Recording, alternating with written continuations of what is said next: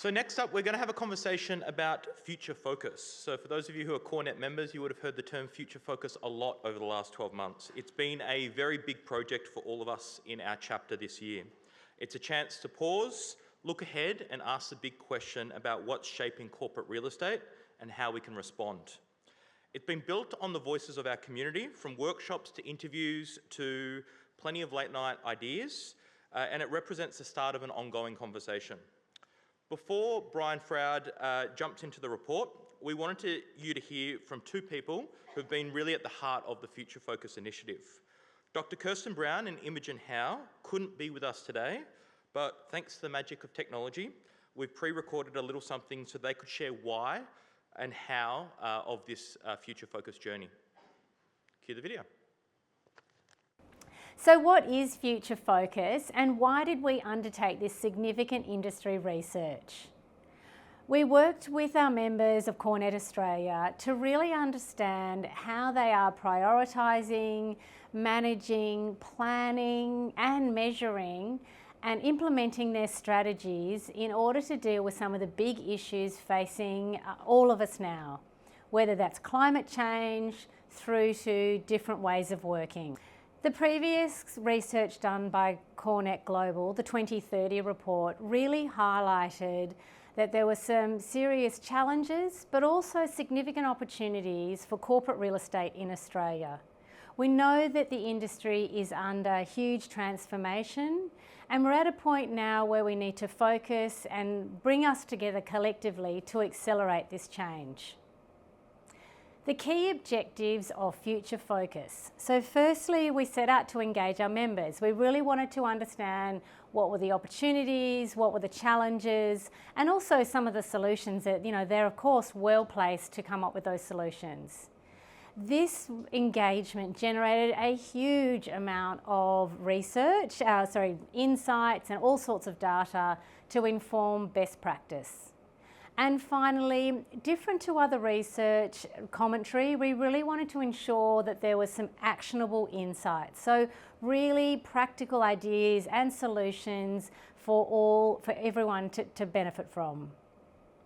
The research team itself was a collection of CoreNet members, industry professionals and some well-versed academic researchers, which really elevated the rigour of the research and the insights.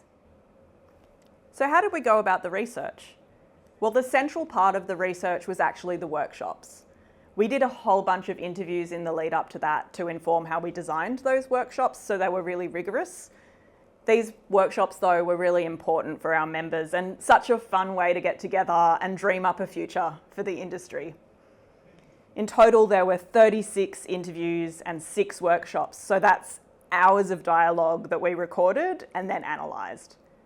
The analysis took over 2 months for us to fully get into. It was quite iterative and very extensive. And we analysed and then ultimately synthesised that into the final report that we're presenting to you today. So, Imogen, what was your, one key takeaway from all of this extensive work we've done? Well, if I had to choose just one, I think the thing that's really stuck with me is the immense creativity and kind of energy that our members brought to the workshops. And I think because people were coming up with these new ideas, they had to sort of develop a language around what they would call these new roles and stuff. And I remember one group in particular saying, we need a unicorn for corporate real estate, which I really love. But it's, magic thinking, right? But I think it's those new ideas and that creative energy. So that was it for me. Yeah. How about for you?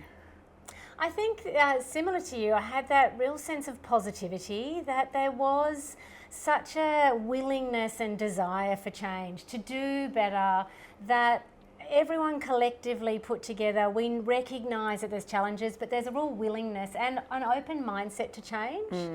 And not only for our industry, but also for the wider community and for the planet. Yeah. That's really amazing, isn't it? Yeah. Cool. And over to you, Brian. Thank you. For those of you who don't know me, my name's Brian Froud. I'm a Director in Consulting at JLL. Also AI Adoption Capability Lead, which, enjoyed what Robbie and Sean had to share. Before returning back to consulting though, I had a really weird job title of Collaboration Design Director, and yeah, worked with Imogen and Kirsten and the rest of the team to make sure that those workshops did take what we learnt from CRE 2030, but also then to make it as engaging and as productive as possible for what those academics can do in synthesising all that information as well. So, I'm going to share with you some of the insights of the report, and I think literally while I'm on stage, the report will become live for you to review yourself. So I'm going to cover it quite quickly and save some of the recommendations, about 10 recommendations in total at the end for you as well. But throughout the interviews and the workshops in the cities, there was about 8 critical themes that emerged. The first being value and cost, and it was nice to see that acknowledged in our CRE Executive Award winner in changing that perception. And I think a lot of these themes you probably have already seen as part of today as well. Even the report that Despina sort of shared, it mentioned cost is still a main driver for CRE decision makers. Talent and customers, the people, are a second thought or an afterthought in some circumstances. Leasing innovation. And so are there ways that we can change products and ways that we lease spaces? And we have seen that progression of flex space. But what more can we do to find mutual benefits both for landlords and for tenants as well? Siloed operations, and a lot of what we're trying to do in this research is to break down some of those silos. So a lot of the time there's research, yes, it's maybe CRE decision makers, and it's being then filtered via service provider. But what would actually happen if we've got employees, CRE decision makers, service providers, landlords, other third-party providers of fit out and design, all in a single room working together to address some of these problems for our industry. Resilient systems, and there was a lot of talk about this as well, about how I suppose we can design for uncertainty rather than future-proofing. It takes a long time to design and build a building, even a long time for a fit out once it's in place there. So how can we design for that uncertainty rather than designing something and finding out it's outdated before we've even begun? The skills gaps, and I think Robbie and Sean covered that a little bit. Is the formal education for whether it's universities or corporate real estate sufficient, and what can we do? Equally, are there things that we can do for the dinosaurs in the room, and I count myself as one of those, around learning from the new and younger generations coming into the space as well? The built environment, how can we be more flexible and modular? Data sharing, and we again mentioned that today with the number of sensors in the lift, depending on what music plays. There's a lot of sensors and data out there, but the feeling between the participants was that it's gatekeeped a lot. And what insights and innovations could we actually drive if that was a little bit more accessible, not barring the cybersecurity and privacy risks, of course. And then lastly, culture and adaptability. So how can we embed emotional intelligence, adaptability into our culture and workforce as well? So I'll flip through the 8 insights quite quickly, and then be able to share the report with you shortly. So during the interviews and workshops, it was clear that the industry needs a mind shift. One of our participants summed it up in that we measure cost, not adaptability, or reuse potential. I think that's because cost is quite easy, and I dare say the majority of you in the industry report up to your CFO. But we do see some progressive companies have property report through people in culture or chief experience officers. And what happens when you actually start to rethink the metrics? Are there metrics that we can look to reuse, do around reuse, circularity, user experience, flexibility? And so we are seeing some of those organisations do that to move beyond dollars and start to get a competitive advantage as well. Leasing innovations, and we understand that this was a particularly challenging issue. There's some things that we can maybe try and solve, other things are more of a accounting or legal framework that are quite difficult to solve. But it's a classic standoff in tenants saying, we don't have a crystal ball. There seems to be disruptions happening quite frequently, whether it's activity-based working, COVID, AI. So as tenants, we need flexibility, but the landlords need certainty for their valuations.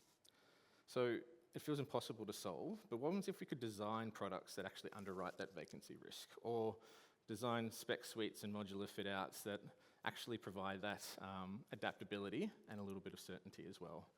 In the workshop, I remember there was one instance where a landlord had a spec suite, but there was an occupier complaining about having to do a fit-out in situ.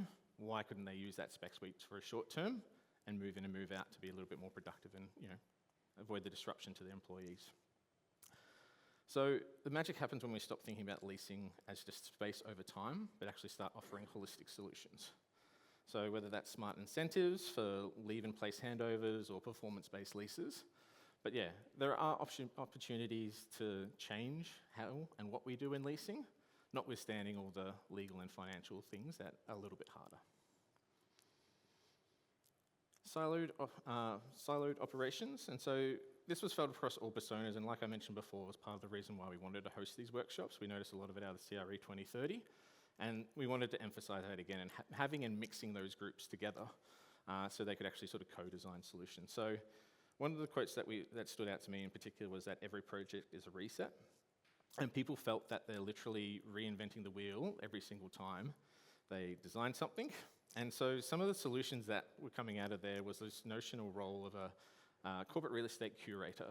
And we certainly see this in, I suppose, from the landlord side with asset managers, but where is that in the occupier side? We have people doing transactions, doing fit-outs, FM managing it day to day, but is there one person seeing that overall on a day-to-day perspective that can influence the experience of employees?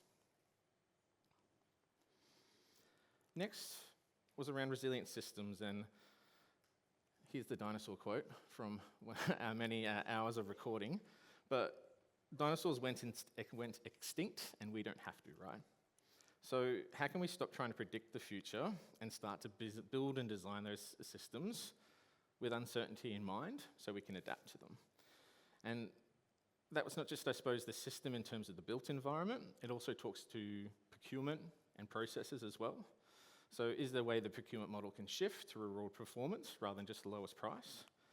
And then how can we design those spaces within our own buildings to experiment and learn, and like Christina mentioned, fail sometimes to learn from that, because disruptions aren't anomalies anymore, it's just normal. Skills gaps. So many felt that schools and universities are still teaching in silos or designing for professions that were pre-COVID, pre-AI. And so we're asking people to sort of lead digital transformations, but often they don't have the proper training, and a lot of the participants felt that that wasn't fair for them or sustainable for us as an industry. So the solution, though, wasn't more education, it was just different education. There's a variety of different methods out there, whether it's reverse mentoring or Gen Z exec boards that have a voice and seat at the table of exec board with quite senior people. But also there's other things we can do around cross-disciplinary electives, rotation placements, and also this notion of AQ. And a lot of the times we hear of IQ and EQ for emotional intelligence, but can we actually start to design our workforce to be a little bit more adaptable and malleable and resilient as well? Next, around to the built environment, around adaptive and responsive systems. I mean, COVID and AI have shown us how quickly things change, and it was changing before those disruptions as well, whether it's Internet of Things, and next it's going to be robots. But it showed us that agility is possible when we're forced to adapt, when we saw that change around working from home and hybrid working. And circularity and adaptability must become a mandatory design criteria. It's not really a choice anymore, and it's a decision that needs to happen at the start of a project, not just when you're starting to get your environmental or sustainability or well rating. But the solution isn't just to think in terms of products, it's also to think in terms of platforms. And so how can we have those buildings that evolve rather than become obsolete, particularly given the amount of embodied carbon? I think about 80% of the skyscrapers that are up now will still be up for another 25 years. So how do we still make them relevant and attractive and a good experience for those people using them? Second last, data sharing, and it is a little bit ironic because we have all this data, we have amazing tools like AI now, we have real-time occupancy tracking, but we're all using them in isolation. And I dare say for a few of you, and we've probably seen it in the news as well, despite having all this data and talking about data-driven decisions for what feels like decades now, we still have executives making gut decisions on whether people return to the office and how often they do that. And that's left for then the property team to sort of scramble and try and make that happen, whether it's possible or not. And so AI is the revolution everyone's talking about, but it's meaningless without accessible, shared, and quality data. So we're all facing the same problems, but we're facing them in isolation. So barring privacy and cybersecurity, what data do we have out there as an industry that we could actually sort of share and all use and access to learn from and design some innovative and amazing experiences and solutions? Whether it's open standards or interactive tools or joint data models, it's not really about technology, it's more about breaking down the knowledge hoarding that happens. So on to the final one, industry culture. It's more about changing our fundamental culture. It's right now, and you've heard it from Christina earlier as well, failure is often career limiting, and there's probably things a lot of organisations, not just property, don't do, in creating a safe environment where you actually can fail and learn from that and even celebrate it to a degree as well. We know innovation requires experimentation, but experimentation means that some things won't work. So we need sort of safe to fail zones. We need to normalise those soft skills, and we need leadership, particularly with the generations coming through the workforce now, that facilitate rather than command. Because the change makers of tomorrow won't just be technical experts, they'll actually be empathetic communicators and system thinkers, hopefully not using AI to communicate with their direct reports and able to put their own human fingerprints on there, but they want to create that psychological safety, and we should create that psychological safety as well for teams so they can learn from what doesn't work and avoid that moving on in the future. There's some organisations out there that have chief knowledge officers whose actual role it is to understand when projects fail, go over time, go over budget. So it's not something hidden away, and they can actually sort of share it and try and avoid it happening as an organisation moving forwards. So there are about 10 recommendations in the report, but I'm not going to go over them each one by one. But in designing the workshops, we had those 30-plus hour-long interviews, and that was so that the topics that we focused on were sort of central in the workshops, and they still sort of speak to the same after analysing all those hours of transcripts, but also thousands of post-it notes as well. And that was obviously collaboration, so we need to break down the silos between stakeholders, either whether it's through shared goals. We need to have future fit skills for our people, for current industry professionals, for long-standing industry professionals, and the new ones entering the workforce as well. We need to combine that technical expertise with all those soft skills I mentioned earlier as well. And then lastly, we've got adaptive systems, so transitioning from rigid to flexible and responsive. And I suppose with all these themes, they're all interconnected. Adaptive systems requires collaborative approaches, while future fit skills enables both adaptive systems and collaboration. So addressing any theme in isolation is probably going to limit the result or the transformation throughout, but they do reinforce each other. And this is, I suppose, still the framework in the report in how we sort of transform as an industry as well. So these are the 8 key insights, and I just want to hold them on screen a little bit longer. Speaking to some of you at RE Awards last night, and even from the CRE 2030 before, we know that these particular workshops and conversations people really enjoy and really feel engaged. The problem is that it feels so broad, and that we do try and have it be a little bit action and solution orientated, but it's quite difficult. And so with this first round of research over the last 9 months or so, these are the 8 themes, but what we'd like you to do is actually tell us as individuals, professionals, and industry experts, what are the sort of the top 2 that you would like us to focus on moving forwards. Do you have a Slido for me, Trish, or not? I don't think so. No. All right, maybe we'll whip up a Slido and have it in the break afterwards. Yeah, we'll put it on the app. So throughout the break and throughout the rest of the day, do jump into the app, and we just want to hear from you what your top 2 are in terms of these 8 key themes, whether that's in terms of urgency, impact, or priority.